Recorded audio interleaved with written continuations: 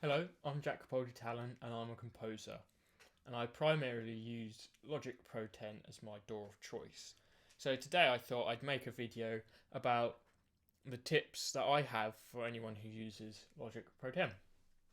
Tip number one is keyboard shortcuts. Logic is full of them, as is a lot of software. Remembering all of them is quite a hard thing to do, but what you'll find is the things you use most often, if you try and find the keyboard shortcut for that function, you'll start to remember it quite well. For me, the keyboard shortcuts that I use a lot are to do with the function of the mouse cursor. So as we can see here, we've got a pointer, and if up here you have your click option for when you are using the cursor, and you have your command click option, and you can change that to be something else. So you could have something like the eraser, which means when you do command on, say, a region, let's put a region in, it turns into eraser, and I can get rid of that. So that's cool, but that still limits you to 2. But as you saw there, I used a shortcut to bring up a menu that allowed me to do something a bit different, and that was when I pressed T. It brought up this menu, and that allows me to pick from all of these, which is the same as up here, but this time they've got a little letter by them, faded out. If you click that letter, let's click G. We have a glue tool. Now we actually need 2 regions to do that. So, but there you go. Yeah. So I've now got a glue tool, and as you saw there, you went T and P, and that got me to the pencil tool, and then I could do some regions like that. And then I can go TT, and it brings back my normal pointer. You don't have to remember all the letters for the shortcut. You can just remember T and then select it from the menu. Because say you're working down at the bottom of a project, rather than going all the way up to the top, selecting it there and then coming all the way back down, you can just press T, bring up the menu, select whatever one you want, and then when you're done, just do that again. So really easy. You don't even have to remember all the letters. You will start finding you might naturally start remembering them, like I do. For instance, I use TT a lot, which gives me the cursor. I use TI a lot, which gives me my scissor tool, and I use CP a lot, which means I can draw. I use them all the time. So hopefully that's a really good tip for anyone using Logic. Second tip I have is, again, with keyboard shortcuts. This is one that I've actually added in myself, and I recommend you do the same. Take something that you almost always do with inside your DAW. So for me, something I always do is I open up the instrument plugin, like that. Now that means I have to go all the way over to the track, I have to click it, and then open it, and then go all the way back to the plugin. So take that, and you can look through, and you can go to Logic, Key Commands, and you go Edit. You can see if that's already got something mapped to it. And if it doesn't, then you can add it in yourself. So when I went to plugin, it didn't have something already there. So I added it in myself, and I made it Shift Command P, which I can easily do with one hand on the right side of my keyboard, and I can also easily remember it, and that's what I added in. You can also do your audio inserts, so your effect chains and stuff, and any MIDI inserts that you also have, and you can create whatever you think might be a memorable thing for that. If you always put the same effects on insert 1, and you want to quickly open it up, then you can easily set a shortcut and do that. So for me, it's just finding something that you're always doing. For me, that's opening and closing plugin windows. For instance, I do a lot of orchestral music, and sometimes I start writing orchestral music from a blank canvas, just depending on how inspiration takes me that day. And let's say I do violins, then I want the next track to be violas. So I do Command D, another really useful shortcut, just duplicates the track. I go Command Shift P, and then it opens up the plugin, and then I can change that to violas. Then I can close it if I don't want to hit the X, but that's tip 2. Tip 3 is another keyboard shortcut. And this time it uses the numeric keypad of your keyboard, if you have one. This is really useful for the recording side of working with Inside Logic. sound recording on a track, rather than always using these top buttons up here, I can just use, for instance, star will record, 0 will stop it. Really, really easy. Now, something I find is I often don't start on beat 1 of bar 1. I usually start on bar 5, beat 1. And what that does is that allows me to have space to put in any MIDI information for my instruments, which is another thing I recommend if you're especially working with anything really inside of Logic. If you're working with MIDI, it makes sure that any information that you want to put in before the track starts, you can put in before. It means that if you're a bit too early on something, it's still going to play. And same with audio. So I do recommend, don't always start dead on, beat 1 of bar 1. Maybe start on 3. I like to start on 5 to have that 4 bar sort of break before, just so I can get any information put in there, and I'm not too concerned about starting dead on the beat when I come in. What this means though is when I'm recording, and say it ends on bar 29, if I want to go back to the beginning, you can hit enter. It's a really useful keyboard shortcut. But that takes you all the way back to beat 1 of bar 1, and I want to go back to bar 5. So what I do is I create a marker. You can do that by making a cycle window and just dragging down onto the marker timeline. There you go. Now what that means is if I'm on bar 33 and I hit 1, boom, takes me back to marker 1.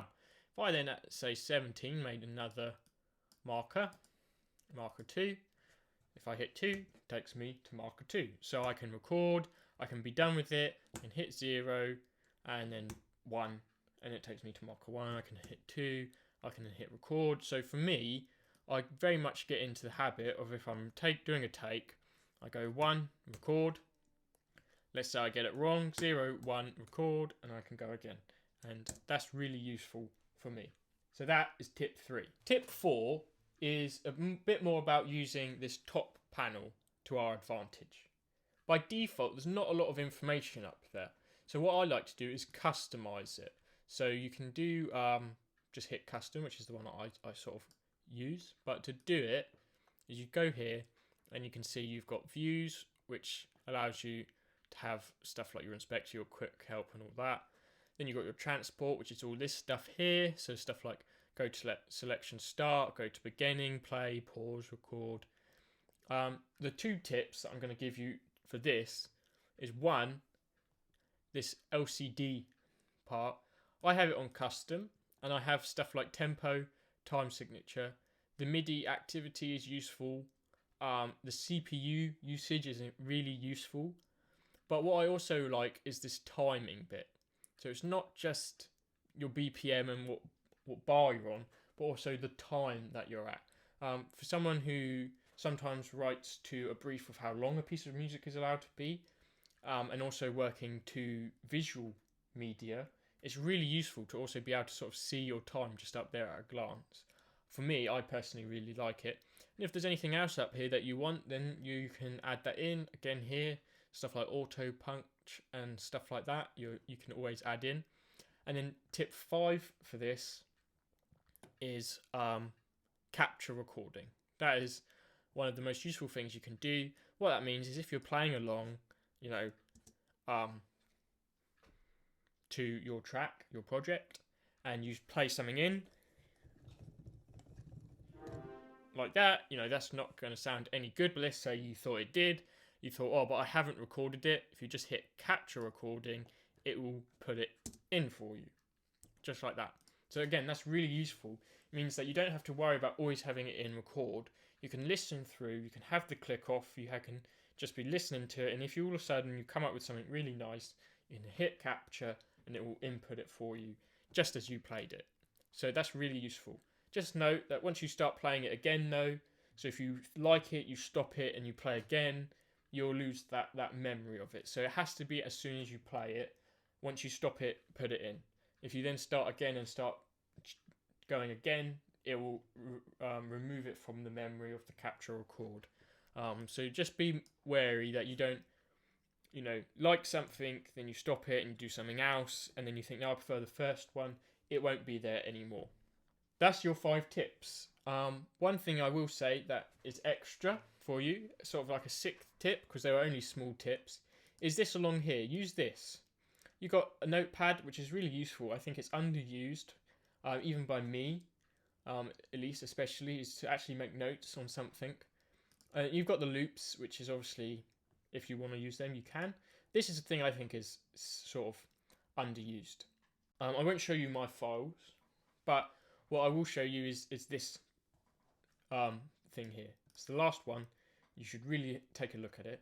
And what that allows you to do is actually go through your whole system folders of your computer and find other projects. And the reason that's really useful is if you're someone who does a lot of iterations, or potentially you have a whole project of different beats you've created, or whatever it might be, if you want to pull that into your current project, rather than having to open up the actual project and drag it across and recreate the track and recreate the plugins, you can do that all from here. So what it allows you to do is go through your whole system folders, or wherever you keep your